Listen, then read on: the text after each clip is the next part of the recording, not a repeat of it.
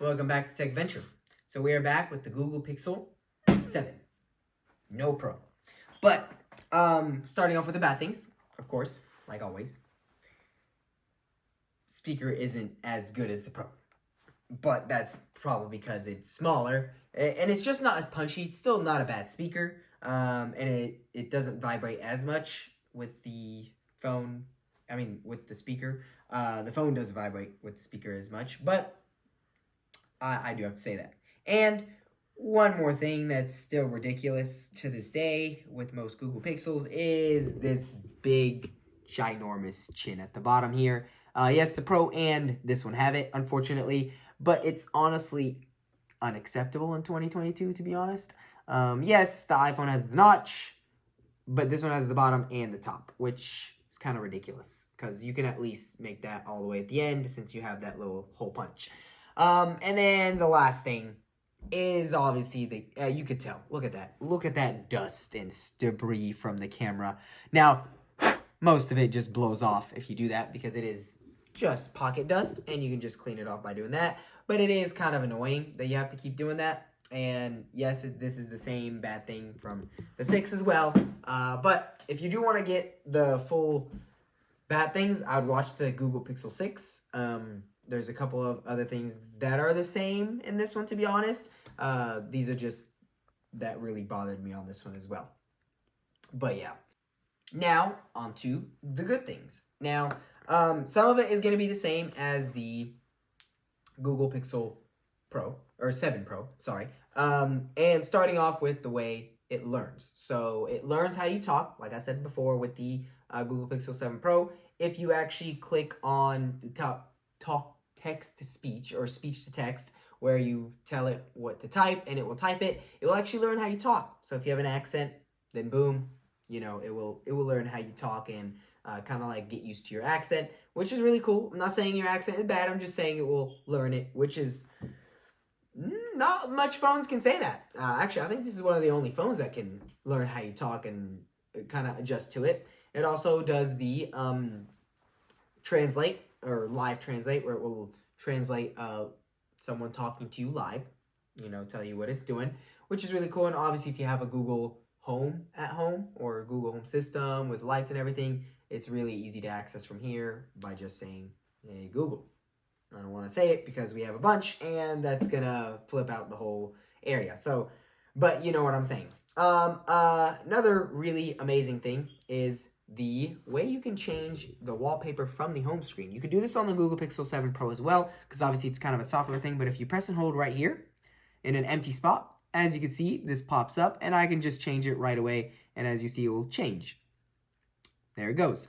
And you can just do that from the home screen, which I really, really like. That's so cool. Not much phones can do that. Actually, I'm pretty sure anything that can run Android or Android One, the Google version of it, is probably going to be able to do it. So you might be able to do it on your old Pixel devices. Maybe. Don't quote me on that.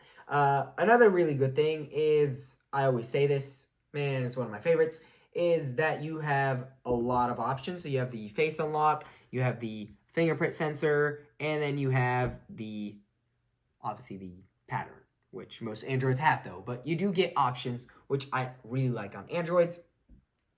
Another thing is the camera on here is no slouch, especially that it does not have the ultra, or not the ultra, the zoom in one or the telephoto. Doesn't have that, but it does have the wide angle and it does have the regular camera, which is really, really nice. It's still an amazing camera. So, Google software, like I said, I trust it very well. You can just point, shoot, take the picture, and it will figure out the rest, which I love. And I trust it so much that I will literally just take the picture and just deal with it later, and it will figure out the rest. But another good thing is that because this is the regular 7, it is a little bit smaller, so it is so much easier to use one-handed. As you can see, my hand is small, so it's very easy. I can roll. This is bad, but you get. Like if I was holding it here, I'll show you like this. If I was holding it, I can reach the end of it, which is really nice. I can probably reach to there, which is also really nice. Now you can scroll the notifications down with your hand from right here, so it doesn't really matter if you can't reach the top. It's only going to be with like apps and stuff. So if you opened up, actually that was a bad example. That was a calculator. But let's go into not Google Photos. Let's do, where is my Google Home? Wow, I don't have it on here. Wow, that's crazy. But like for example, let me find it in here. I know it's in here though. Google Home, there it is. All right, so if I open that up and I want to like touch the top, I could just scroll a little bit and then hit it, and that's it. It's really easy, which I really love how easy it is to hold this. Now, obviously, because the curves is not there, like the Google Pixel 7 Pro, you won't actually accidentally press something when you're reaching over there, even if you have small hands, because it's not there, which is really nice. And so if you do like smaller phones, this is the one I would recommend, which brings me to if I would recommend it or not. This is almost exactly the Google Pixel 7 Pro, except without the telephoto and without the bigger screen and battery life. But you save so much money. It is about $5.99, and I guarantee you at one point Google's definitely going to discount it because they always do that with their new phones. So honestly, I'd honestly recommend this one more than I would recommend the Pro. But if you're a big camera person, obviously it's worth the upgrade for the Pro just because that telephoto, the zoom in to 30, makes it so much better when you zoom in and less grainy if you zoom into the picture. And not even zoom in like during the photo, I mean zoom in after the photo has been taken and you zoom in like close up to someone's face or things like that. So if you do like taking a lot of pictures, that's the one I'd go for. But this is not a bad phone at all. That camera is ridiculous. Night mode, still one heck of a camera for $5.99 especially. And then you have still a pretty decent sized phone. It's bigger than most small iPhones. iPhone mini, obviously way bigger than that one, but and then a little bit smaller than the Plus and the Pro Max of iPhone. Obviously not. It's nowhere near the other Samsungs, but Samsung is, the Ultra is just, it's Ultra. It's called Ultra. But yeah, I would recommend it, especially if you like smaller phones. Obviously, that chin is really annoying. Now, if you have the Google Pixel 6 or any of those, for this one, for the camera, I would upgrade, but it's not as much of an upgrade for the camera as it is for the Pro, just because you don't get that telephoto. But if you get a good deal and you can trade in your Google Pixel 6 for this one, go for it. If you can even trade your Google Pixel 6 Pro and you want a smaller phone, I bet you'd even get a better deal there.